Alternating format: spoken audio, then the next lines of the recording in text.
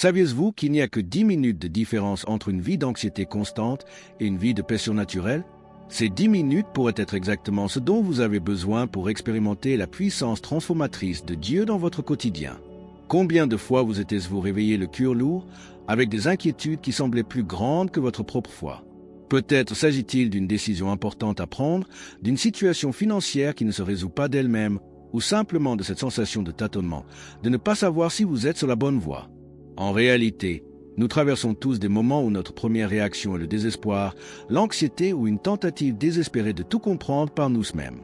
Mais que diriez-vous si je vous disais qu'il existe une toute autre façon de commencer chaque matin? Aujourd'hui, vous découvrirez le secret qui a transformé la vie de milliers de personnes à travers le monde, la pratique de la prière avant toute autre chose.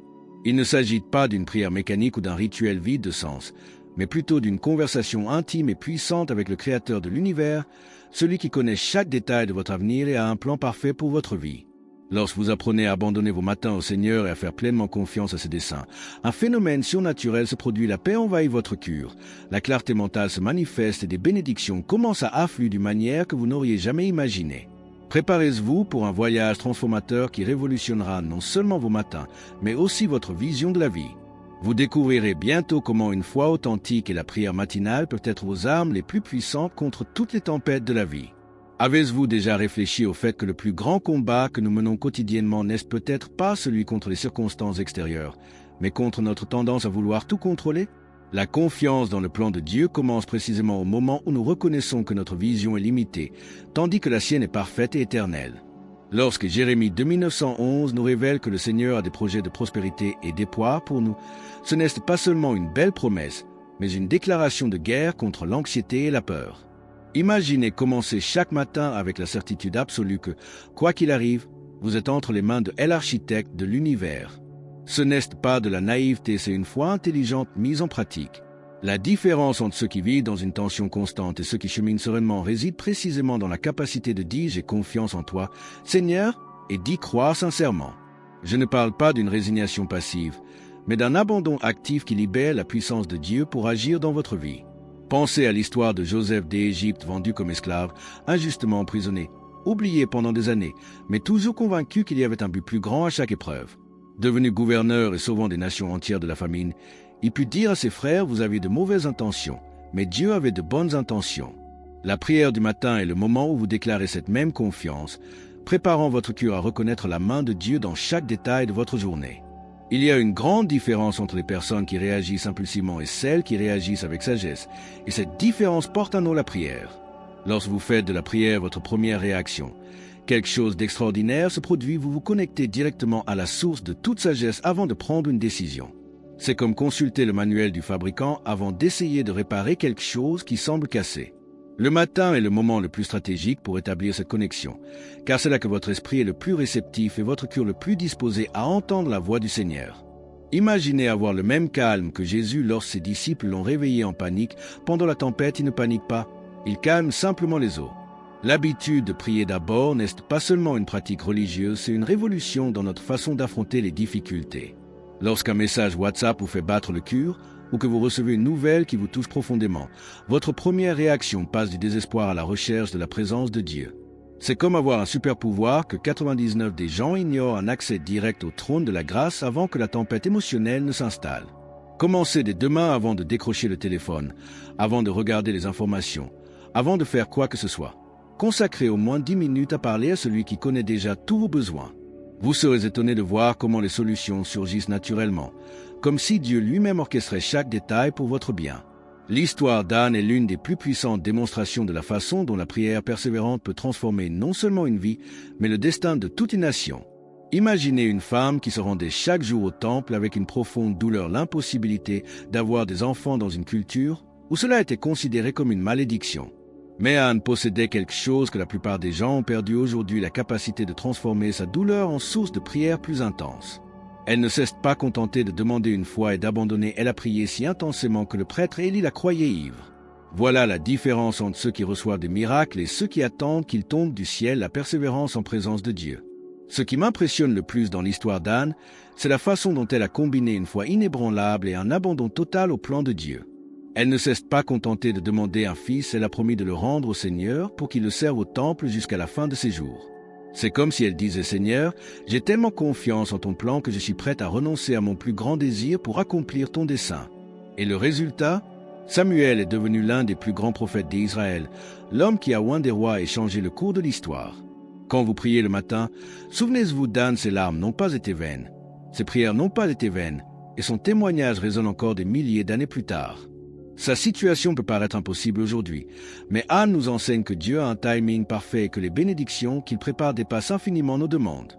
L'abandon quotidien n'est pas un acte de faiblesse, mais le geste le plus courageux que vous puissiez faire chaque matin au réveil. Pensez-y, vous dites littéralement au Créateur de l'univers, Seigneur, aujourd'hui je préfère tes voies aux miennes, ta volonté à la mienne.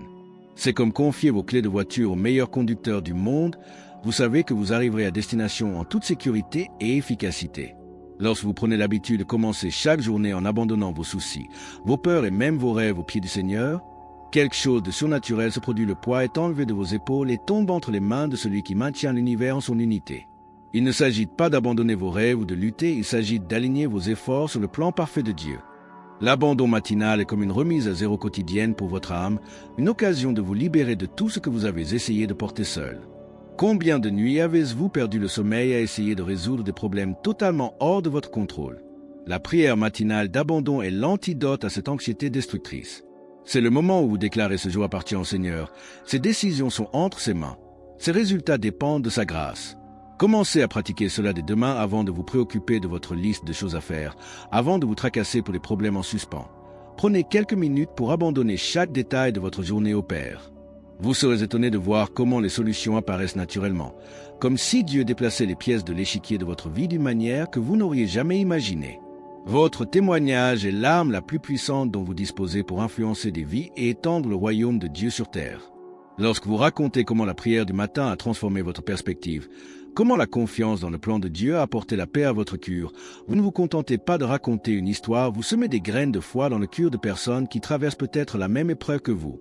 C'est comme allumer une bougie, sa lumière ne s'éteint pas lorsque vous allumez d'autres bougies, au contraire, tout l'environnement est illuminé. Chaque fois que vous déclarez publiquement la fidélité du Seigneur dans votre vie, non seulement vous renforcez la foi de ceux qui vous écoutent, mais la vôtre s'en trouve encore renforcée. Le monde aspire à l'authenticité, aux histoires vraies de personnes qui ont trouvé l'espoir au milieu du chaos.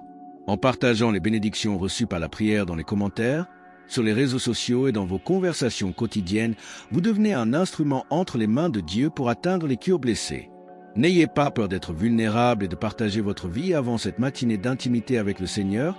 Et maintenant, pensez à toutes les personnes autour de vous qui affrontent les mêmes combats que vous avez surmontés par la foi. Elles ont besoin de savoir que c'est possible, que Dieu accomplit encore des miracles, que la prière a toujours du pouvoir.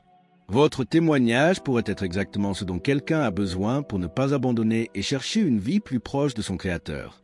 Prions ensemble une prière puissante qui scelle dans ton cœur tout ce dont nous avons discuté aujourd'hui. Ferme les yeux avec moi et connectons-nous au cœur du Père.